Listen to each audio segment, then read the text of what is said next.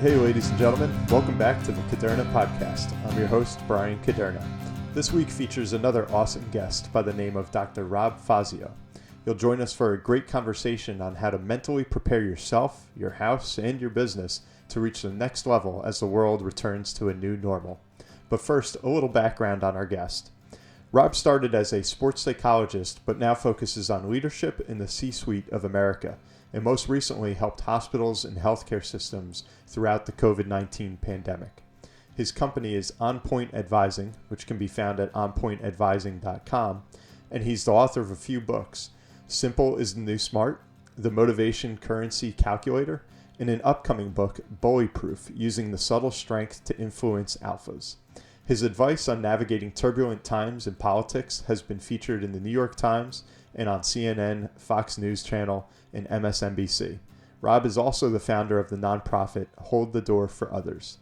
Without further ado, let's dive into a great conversation. Is going to require work and time and sweat and toil. If money wasn't an issue, what would I be doing? Don't worry about it. You'll figure it out. Change is the only constant. The Caderna Podcast. Thanks for having me, Brian. Looking forward to talking with you. It's my pleasure. I'm sure we have a lot to talk about here, considering your background and just kind of what the world's going through over the past year is, I know you keep hearing that word unprecedented, but it seems like every week's got something new for you in store. Yeah, right. Nothing like a Delta COVID curveball. Yes. I know. I'm like, fingers crossed we don't go backwards, but the news right now, it's not looking all too promising. So we'll have to play that by ear, I guess. Well, yeah, we'll see. There, one of my favorite people to follow is Dr. Gottlieb on CNBC. He seems to be really fact-based, and he's saying hopefully mid-August is a peak, and then we start getting more towards herd immunity. So I'm just going to put my head in the sand and go with that. That works for me. So what have you been up to throughout this whole, pandemic? Because it does seem like you were, kind of built for this moment in a way with your areas of expertise. So, I mean, how are you helping folks? Yeah, there definitely was a synergy of skill sets and also interests of mine. And I've been doing a number of different things. In normal times, I'm out on the road and advising and speaking. So this is definitely a shift. But this has been such a consistent crisis for so many executives and business leaders. They needed some different approaches on how to stay focused as well as really stay connected to their employees. And I've been doing a lot of, right in the beginning, a few hospitals reached out to me to help out with staff around the mental toughness side. A lot of these hospitals are repurposing surgeons, people that are highly skilled at doing one thing, and then the next thing you know, they're being asked to use respirators. So I was leveraging a lot of the sports psychology and crisis stuff. And I think what the coolest thing has been is to be able to see people find strength and growth in different ways they never saw before. For every business that struggled, there's a business that has flourished. So I really enjoy hearing those stories, and then, seeing what type of people step up and how they do that in these tough times. Sure. Yeah, there's a lot of inspiration that has come out of this. And as you consult with a lot of these different organizations, what are you finding might be some of the major hurdles, especially as you ask somebody like a surgeon, hey, put down what you're used to doing every day, and we've got to kind of redefine your role for a minute. What are some of the resistances or issues that you've run into with that? So a lot of high performing people, surgeons, executives, a lot of them are learned and internalize the message of always have the answer and don't ever let them see a chink in the armor. I have one client who talked about his training was like, grab a sword and a shield and just start going. So I think that what has really been important is a shift towards what I call ego agility, right? having calm confidence, but realizing when there is lack of clarity, lack of control, and also lack of resources for a lot of these companies, you're not always going to have the answers, and you have to leverage your talent and the people around you. And I think what happens when executives admitted they may not have all the answers, or a surgeon admits I'm not comfortable in this role, other people do step up with that transparency and want to be supportive, and you'll see other people rise to the occasion.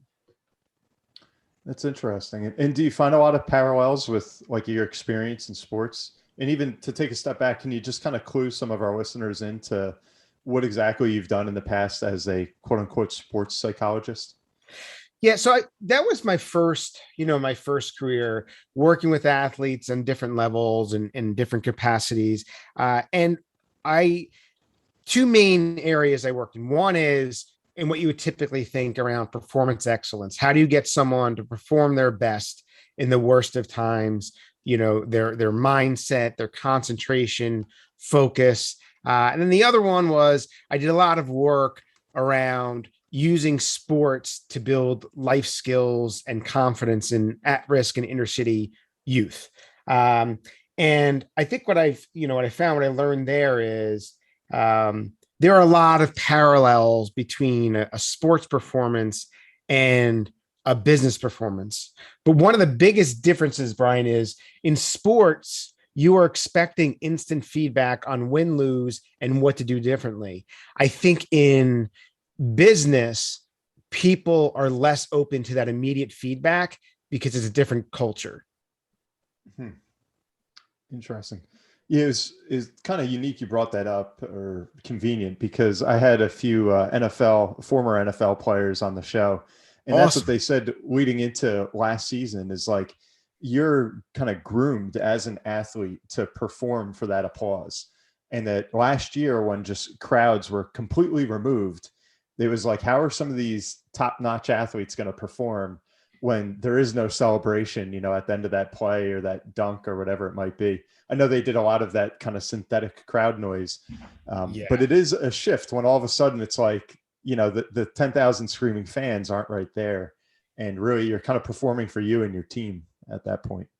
Absolutely. I mean, I think that has been a big challenge for a lot of athletes across sports, and missing that, and that where there's that lack of kind of contagious emotion, as well as, you don't know which way the crowd is going to shift. So it leaves some of that kind of intermittent reinforcement, right? So it's like, if I do something good and I get cheered, and then I do something good again and I don't, I'm not really sure what's going on. So that whole liveliness of a crowd, I think, is critical to performance. Definitely. And you felt that wasn't really a hurdle in the business sense because there's not such a need for that instantaneous recognition.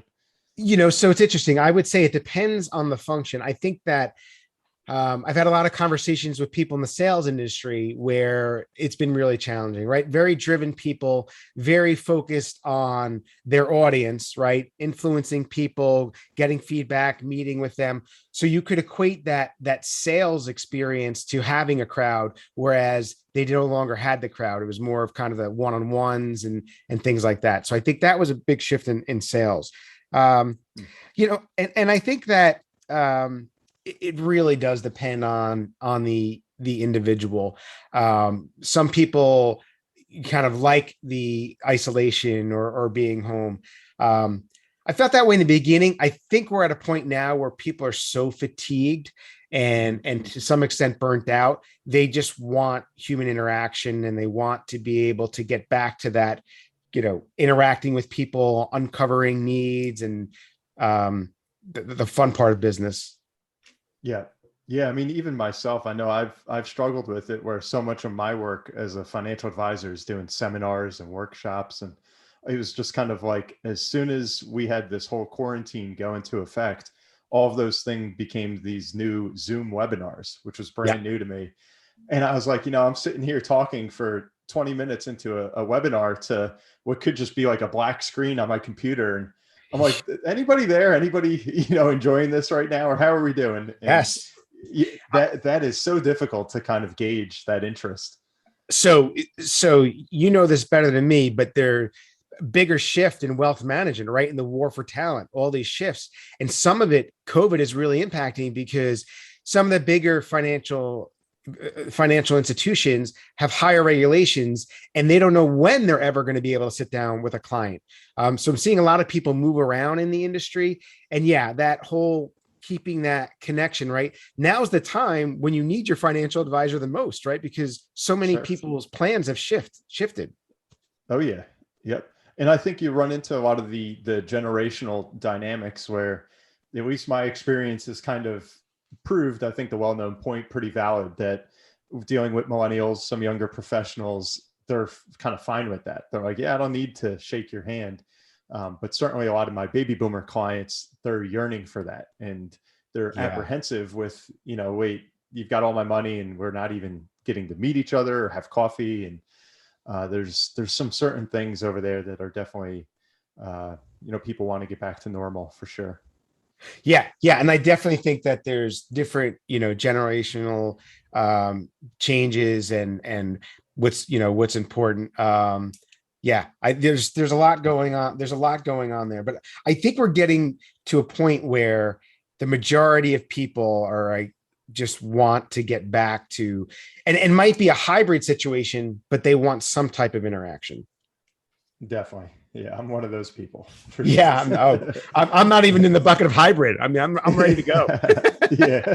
I haven't been on a plane. I haven't been on a plane in 17 months. And I've got a 9-month-old and a 5-year-old. So I'm ready. Give me a mask. I'm hopping on.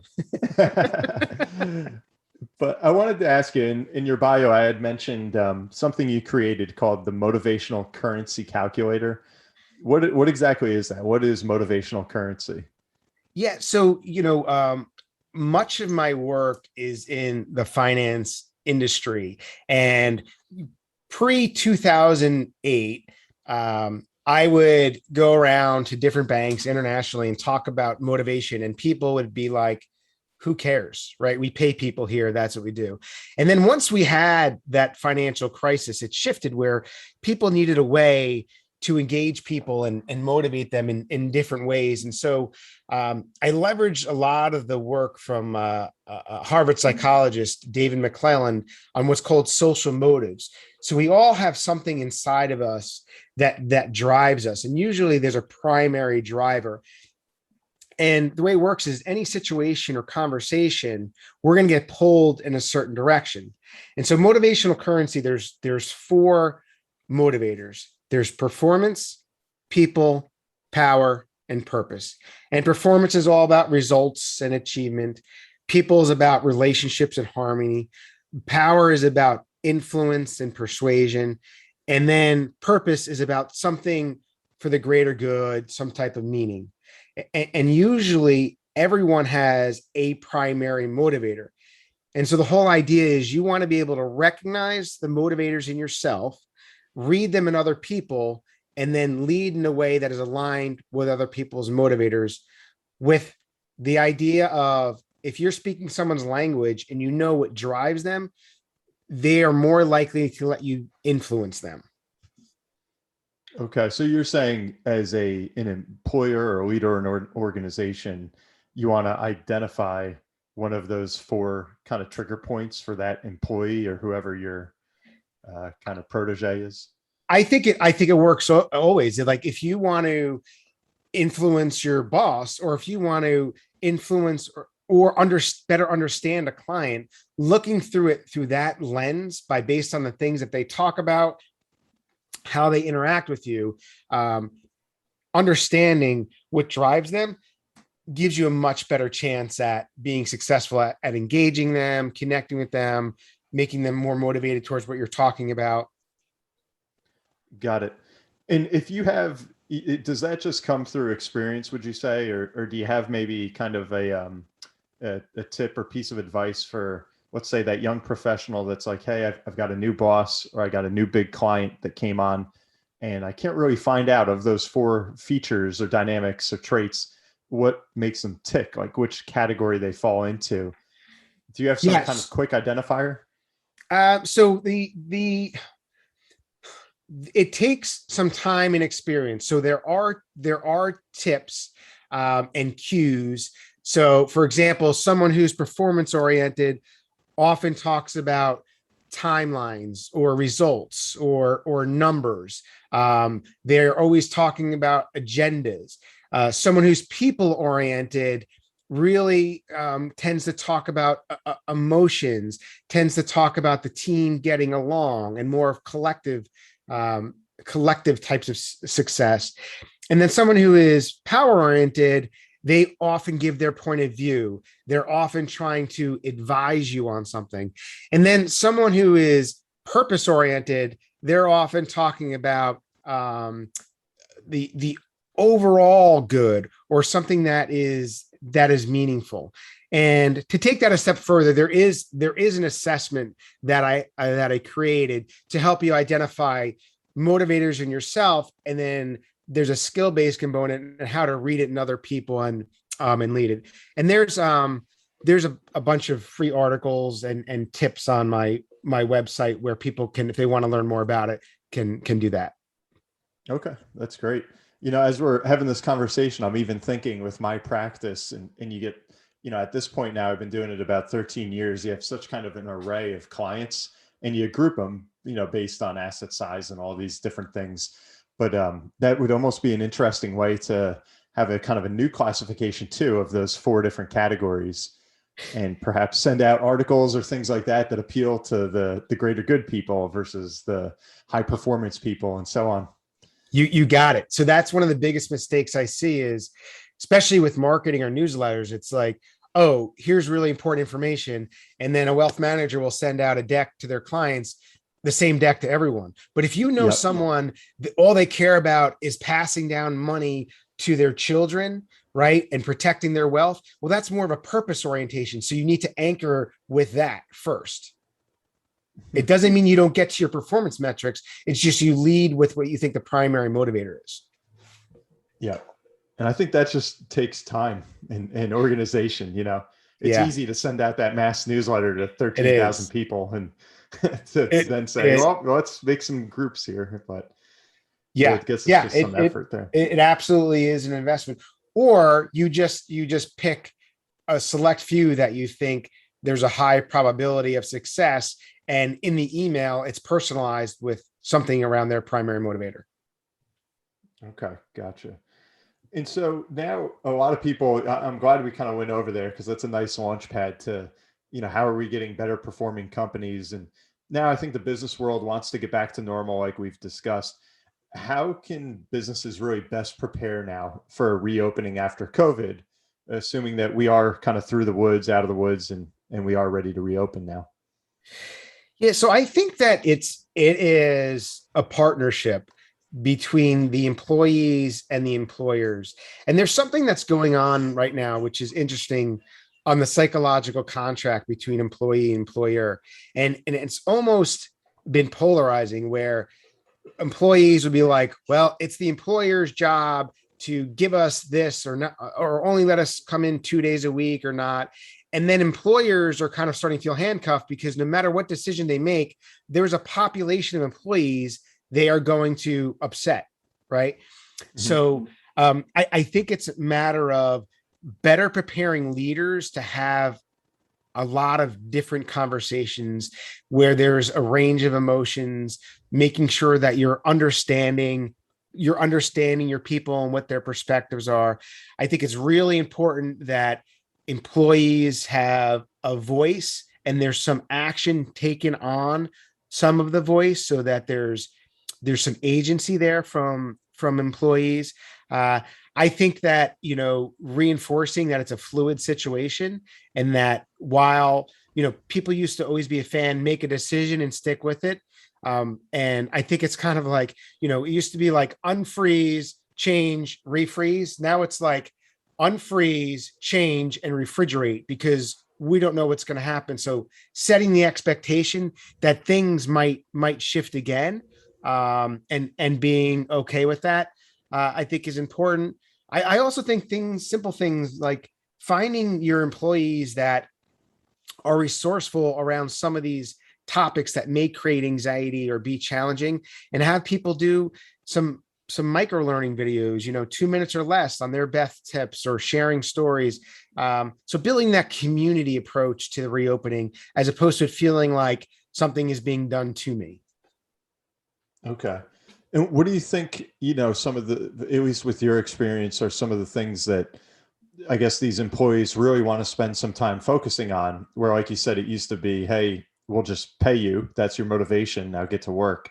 What is it maybe right now that's motivating and inspiring the workforce? Well, of course, the biggest thing now is purpose and meaning in the work is almost more of a topic of conversation on a daily basis than the business metrics. So that constant reinforcement of, what the company is doing in some ways, providing a service to society, doing social good, I think is important. I also think that, having a realization that there is another war for talent right now. And right now there are a lot of options for employees.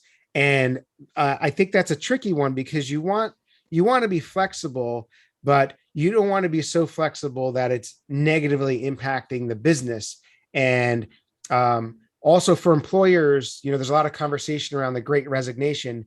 If an employee doesn't get what they want, they're going to quit and do something else. And you have to realize that everything you do and make a career move impacts your brand in some way, shape, or form. And a lot of these industries are small. So you just got to realize, if you do leave, you've got to leave on very good terms, and realize the next place you go to, may not be sure what you're getting into. So being really good at that. And same thing with an organization, realizing any decision made during a crisis tends to live in the DNA of the business and the organization. So choose wisely, communicate effectively, be very people oriented as you're being business oriented. Sure.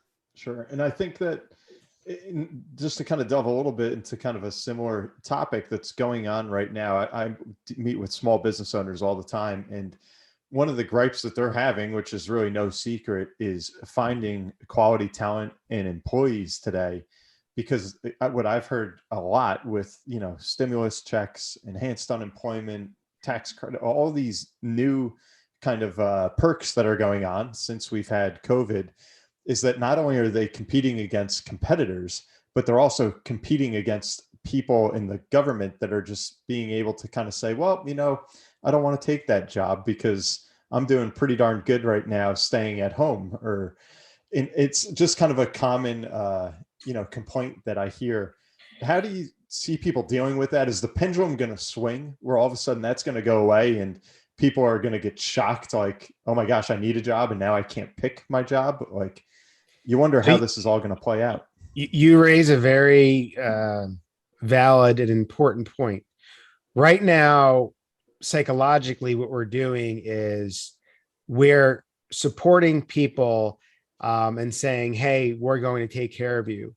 And that's going on. Another thing that's going on psychologically is a lot of business people and executives are feeling like they can't lead for fear of doing the wrong thing or saying the wrong thing and losing more employees. So there's that pressure.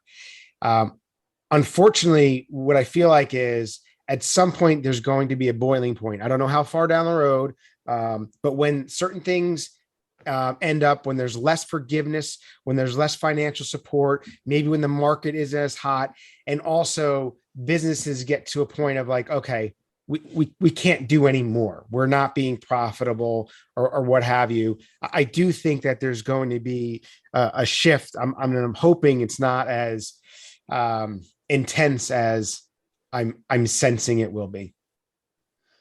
In the meantime, I mean, do you have any recommendations, psychologically speaking, based on what you're seeing? Because I've heard everyone from companies that employ lifeguards, where the owner of the agency is having you run stand to stand just to kind of put a body up there because there's such a shortfall here on the shore, to, people that own restaurants and fast food franchises that are saying, I'm got to hop in the back of the kitchen to bread the chicken Yeah. because we just don't have enough people here.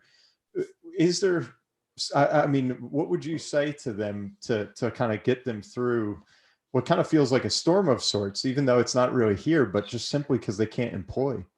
Oh, it is. It definitely is. I think the first thing I would say, thank you. Thank you for keeping America running. The second thing I would say is that this is temporary. So if you're able to weather this, treat your people well, get through it, reward and reinforce the people that are hanging in there with you, and make sure that when things do get better, they're recognized and rewarded. And I think the acknowledgement of like, yes, this is a really tough situation. And I think that paying attention to yourself. So, leadership starts with self-leadership, which is making sure you're practicing self-care, make sure you're stockpiling positive experiences for yourself, and doing things that help buffer some of the negative impact of burnout. Okay. Interesting. So some self-reflection and kind of focus on the self in a way. Well, self-reflection combined with action. So, just reflecting can be helpful, but you also have to have active stress management techniques, right? Going places, doing things, exercise, learning something new, taking on a new challenge outside of your work, related to work. Really, I think that reciprocity is huge. So, if there's something you could help out with another business with, see if you could do that. And then maybe you could get help. There's a great thing that's been popularized by Adam Grant at Wharton called the reciprocity ring, which is, you make a list of things that you could help people with. I'm sorry. You make a list of things that you might need help with. So you get a group. I might need help with finding, lifeguards from this time to this time, or I might want to do something like this. And then you share that list, and then everyone signs up with something they could help each other out with. And it just deepens relationships and kind of spreads out the stress of the tough situations. Okay. So essentially don't be afraid to ask for some help during this whole time. No, I think that, getting help for the business is a smart thing. And I think the key is you've also got to be willing to help in some way. And then help could just be that you're a sounding board, or you give some people, give someone some advice. Definitely. And just kind of maybe on the other side of that coin with, let's say we got a business owner, whatever profession that the individual's in, and they feel like they're just kind of on cruise control, to the point where maybe some of those concerns that people work towards are no longer a concern. Maybe they do feel financially independent, or maybe they feel like they've had the impact that they wanted to on a certain, area of the economy. Once they get to kind of that point of like, I checked these boxes and now I just feel like I'm kind of waking up and I'm just going to the desk. How do you overcome some of that complacency? Do you find a lot of professionals kind of in that category that are, I don't want to say bored, but they just feel like they've kind of done what they've had to do and they're just comfortable to a point of stalling? I don't see many of those. I don't see many of those type of people. Now, I used to use a term, retired in place, right? Someone gets to a certain level, that maybe that's what you're talking to, where they're kind of just going through the motions. I don't necessarily think that is a bad thing, as long as it's transparent and both the organization and the individual are aware of that. So, I would never underestimate how important it is just to have consistent work, right? So as long as they're doing consistent work, they may not get the rewards or the benefits of others. And as long as they're not being a detractor, then that's okay, right? And now I think the other thing too is having conversations around, do you want to be challenged in different ways, right? And I think that's important. But there's a difference between complacency and consistency, right? As long as someone's consistent and they're not cynical, then I'm okay with that. Okay. Okay. But I like that term, kind of retired in place, Yeah. because I have seen it even with peers of mine that they've reached a level with their practice that they don't have Yeah. financial worry. And they're like, you know what? I already made all of those clubs. I already got all the different plaques and all the awards. And I'm just kind of, like you said, kind of going through the motions. Is it time to move on to something else, or do you find ways to kind of dig down and find a new bit of inspiration in the well? Or It, it depends on what's needed. As long as they're not doing harm and creating dysfunction, and they're still performing at an acceptable level, that's okay. I think that you need a certain amount of people that are contributing. Now that's different than dead weight or people that aren't. But some things that it could be that you could tap into is, legacy. Do you want to mentor others to get to the level that you are at, right? Trying to get them to help the younger emerging talent. I would try to get them involved in some of those things. okay, okay, interesting. All right, that's great. And anything that you want to spend some time on while we're on kind of the whole business topic, as far as advice that you have for people who are trying to be better leaders right now, whether it be COVID related or just kind of general mantras that you've adhered to even in normal times? Yeah, I think that one of the very I see underutilized skill set is creating an environment that is enjoyable at work. So there's a whole host of literature on the power of humor and laughter, and how it equates to productivity, and even research around variable comp, where people who are perceived to have a good sense of humor tend to make higher get higher incentives in their variable comp. So I think that it's not that you have to be a comedian, but if you're in a position to lead, making work have a little bit more levity to it, making sure it's okay for people to have fun conversations. I think we've gone so far to being so strict around things. People need somewhat of a break, and need to have that connection to people through using humor and having some fun conversations. Yeah, I like that. I think everybody over this past year is just wound so tight. Oh, yeah, And totally. I mean, we're living in I feel like this is like the era of sensitivity, where it's like anything you say or don't say, it could be construed the wrong way and used against you. And I mean, it's almost like everybody's just walking on eggshells. And I mean, that's a whole nother topic that we could get into. It is. So I am seeing a lot of executives that will literally say, I feel like I'm in fear of leading because I might say the wrong thing. I might, hit someone's trigger, so I think that it's tricky, but I think that what has to happen is, if something is triggered, if you're not the person that's triggered and you're not the person that created the trigger, you need to help play some role in de-escalating the situation, right? And trying to have some conversation around it.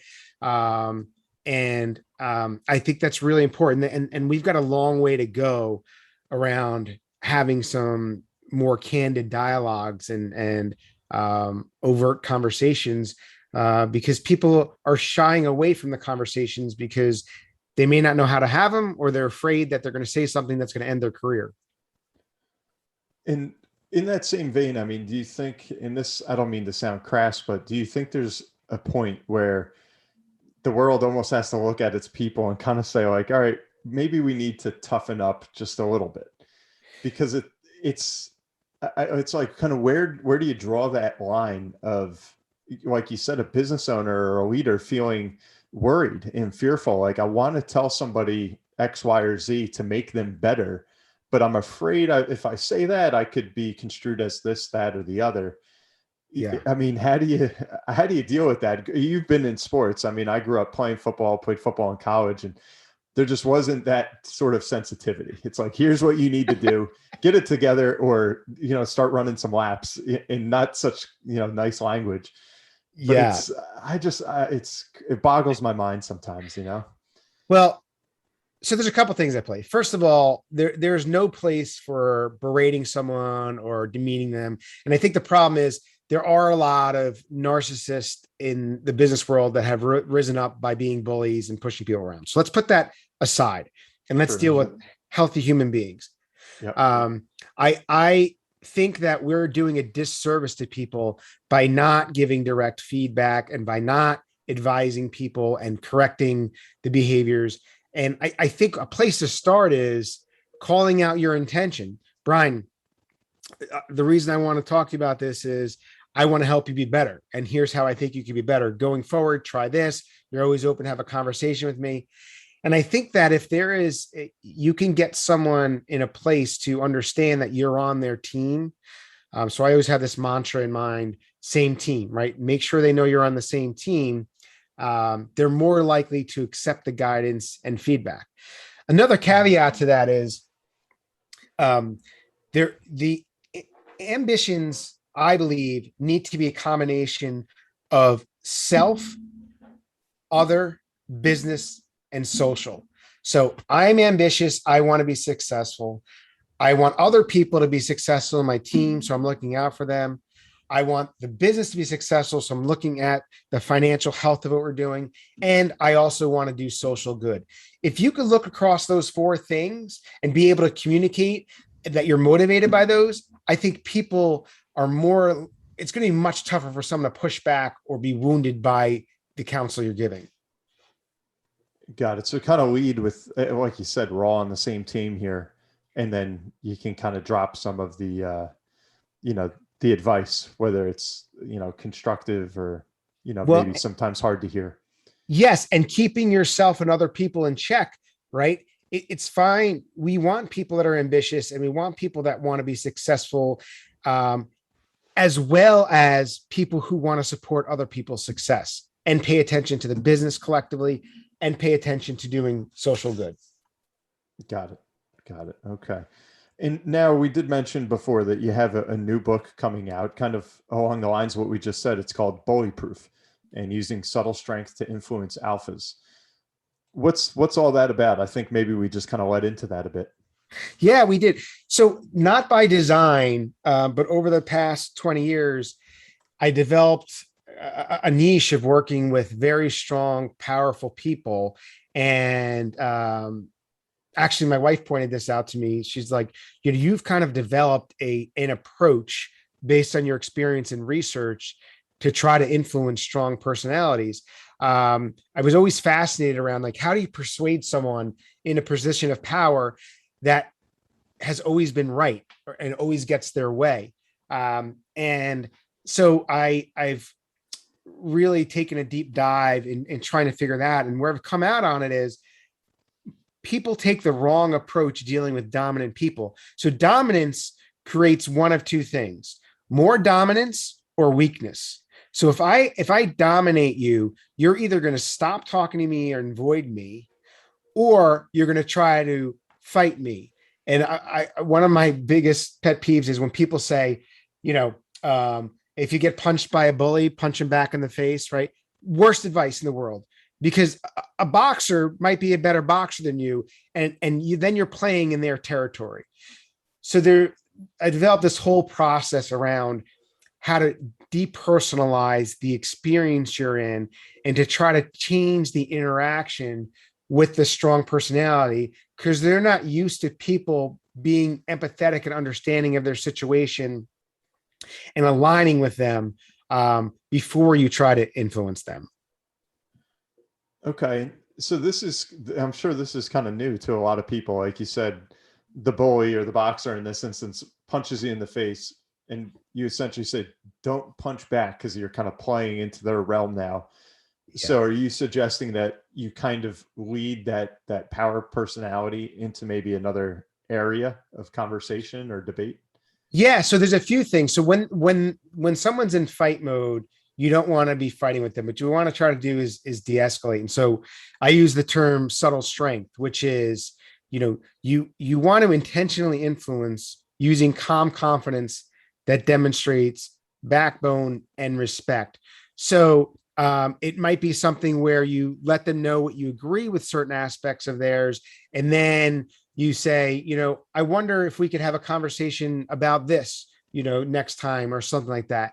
That's one thing. The second thing is there are different types of alphas. So what we're typically talking about is the non-adaptive, unaware alpha, someone who is, really pushy, doesn't have a good self-awareness, doesn't realize their impact on others, and they don't adapt. But there are also aware adaptive alphas, which are really strong personalities that have good intentions, good interpersonal skills, and creating alliances with those types of leaders are really important because they neutralize the people that are the perceived bullies or the non-adaptive alphas. Okay. That's interesting because what just kind of came to mind, frankly, is, our prior president, Trump, whether you love him or you hate him. You said it. Uh-oh, here we go. Yeah, I know. I'm like, now everybody's we just lost 5,000 listeners and gained 5,000 listeners. Exactly. That's exactly right. I mean, talk about one of the biggest love-hate personas of all time. Yeah. That's just one thing that, as great as he is at some things, he could make just a blatant mistake that, oops, it was just kind of a brain fart that we all do. But it was like you would never see him say, no, I didn't make a mistake there. Like it just seemed like there was that inability to be like, oops, my bad. Let's move right on. Is that sort of what you're kind of getting at, is like how to someone that's at that echelon, the highest of business, of politics, et cetera, they're just used to being told yes. And sometimes you can't say yes to something. Exactly. And then you've got to be careful. And there are extremes, right? But what happens is when people are behaving out of fear as opposed to respect, there's a timeline to that. And then most people, if you bully them or dominate enough, they're either going to leave the situation or they're going to find a way to get you back, right? And kind of creates this cycle of dysfunction. So it is, it is a very tricky thing. Now, I also believe that if, someone is so dysfunctional and they're creating so much beyond frustration, they're manipulative, they're creating suffering in the workplace, that person needs to be invited to a different career. Like that, there's just too many people suffer. And I think this comes from I saw my dad worked for a CFO in New York City for years that was manipulative. And my dad would never complain about it. My mom would, but he would never complain about it. But you could see it on his face. And he did that for like 26 years. And that takes a toll on people, right? He had an open, he had a quadruple bypass and he was just always stressed out. And people shouldn't have to live in those situations, especially in today's day and age where we have choices.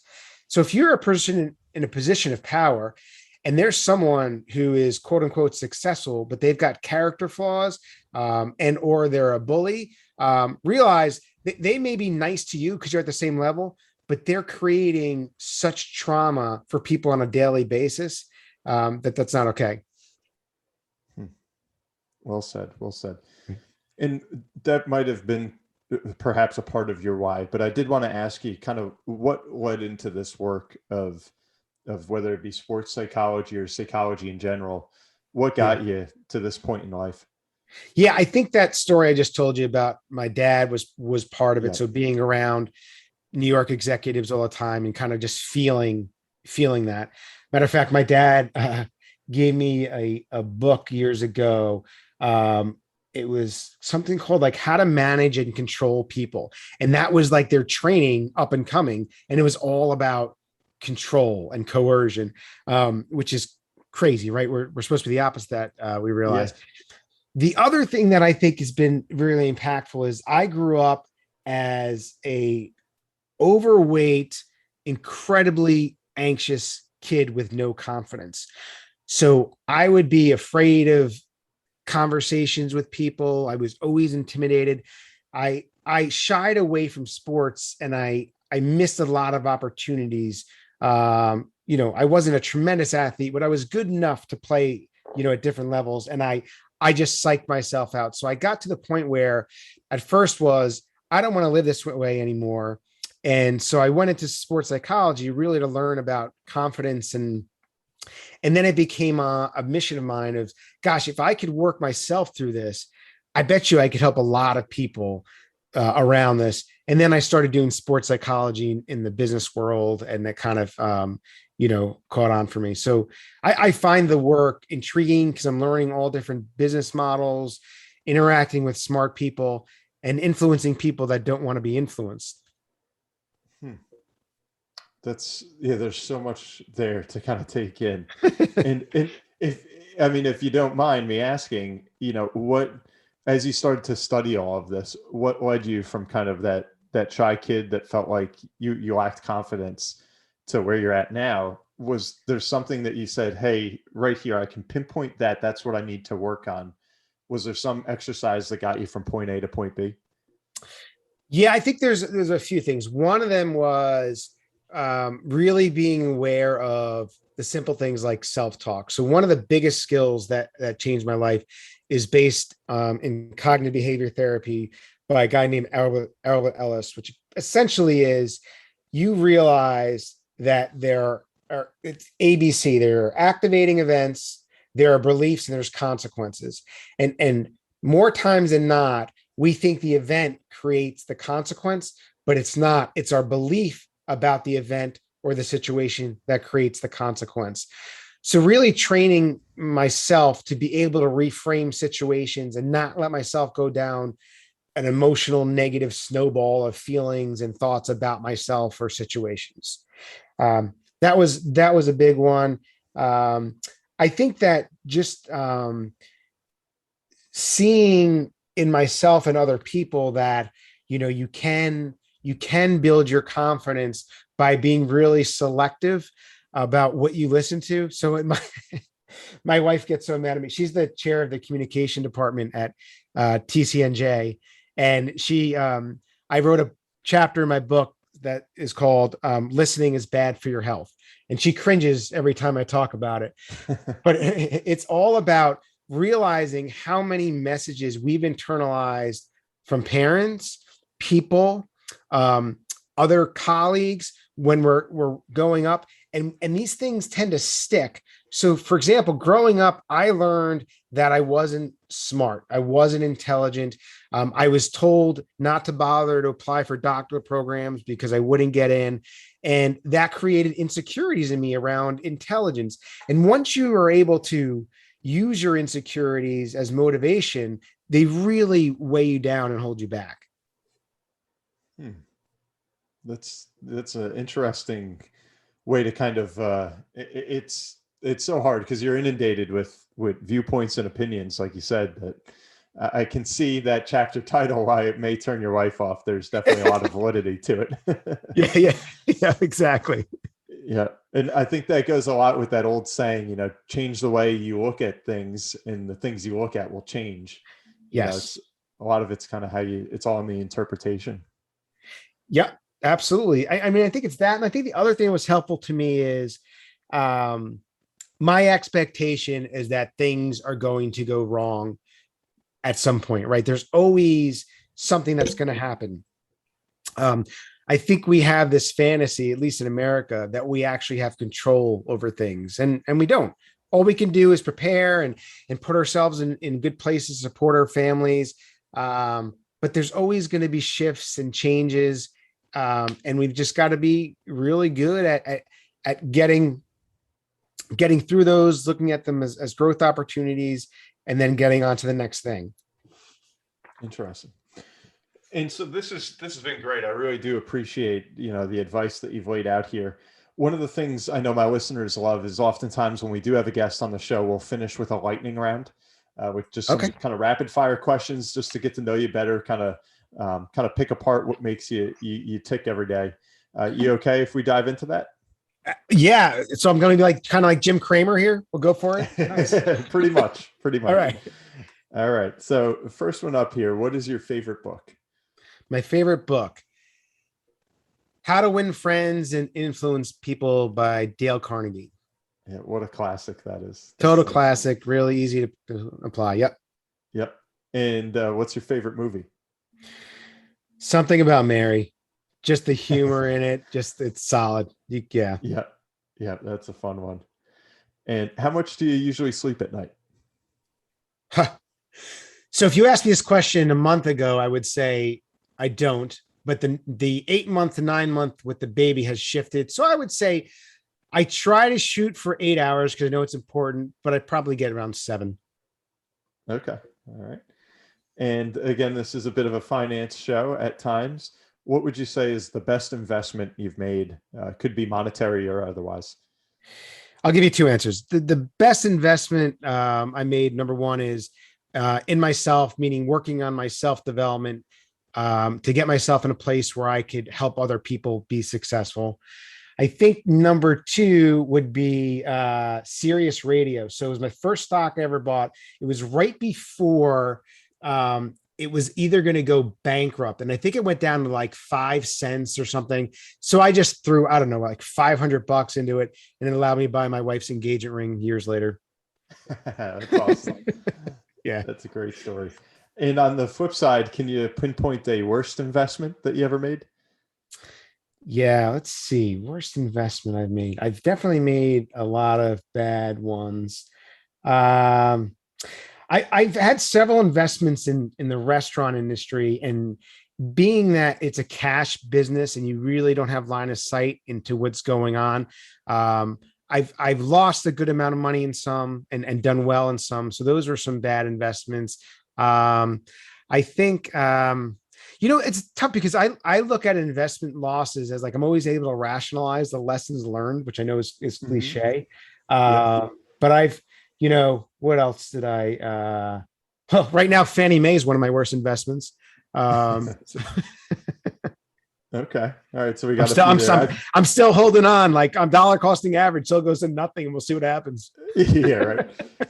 It's funny though. The restaurant one is one I've heard a lot. And it's kind of like some people strike gold with it, and that's what they were built for. And a lot of others, you just, like you said, you don't always know what you're getting into until you're in it. And then like, what do you do from there? Yeah, there's like a 5-year horizon, and in the beginning, it feels so good. I feel like a lot of restaurateurs hang on too long to a concept, hoping that a PE firm is going to come buy it out or something, and and then staff gets stale, and the new restaurant opens up down the block. It's tough. Yep. Yeah, it definitely is tough industry. And growing up, did you have a childhood hero? Yeah, a couple. One was Joe Montana. I just loved the way he was able to deal with stuff under pressure and crisis, right? And I don't know if you know the story, but in one, the Super Bowls, they're down. I don't know, it's like 1:46, and they're down a touchdown or whatever. But he gets in the huddle, and I think Guy McIntyre was the guard at the time, and he looks over in the huddle and he goes, "Hey guys, look, there's John Candy."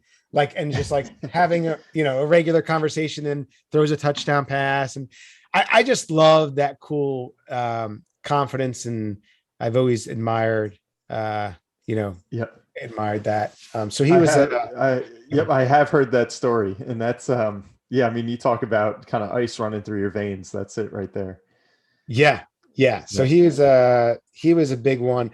And another one was Warren Buffett. I mean, just the whole line of be fearful when people are greedy and be greedy when people are fearful. I know it's so simplistic, but it works.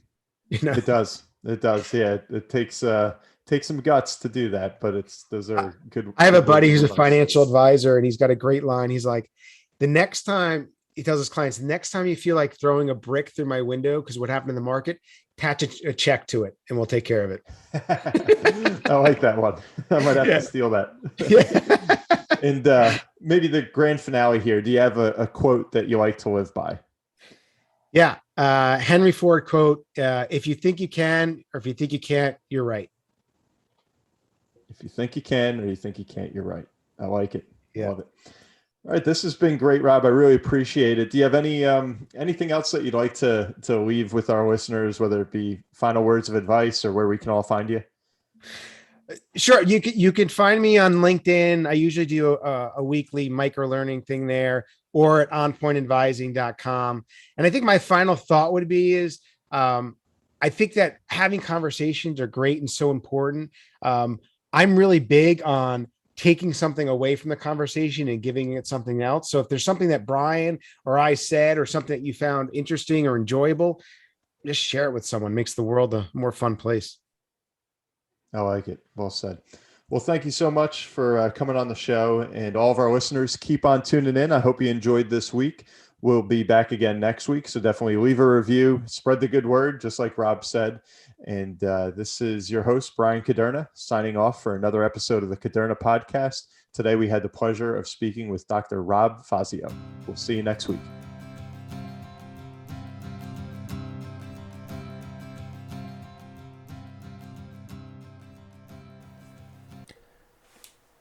This podcast is intended for the general public and for informational purposes only. The show does not provide any recommendations or investment advice regarding any specific account type, service, strategy, or product, or to otherwise act in any fiduciary or other capacity. Please contact a financial professional for guidance and information that is specific to your situation. Brian Caderna does not provide tax or legal advice. Please contact your accountant or legal advisor to discuss your situation.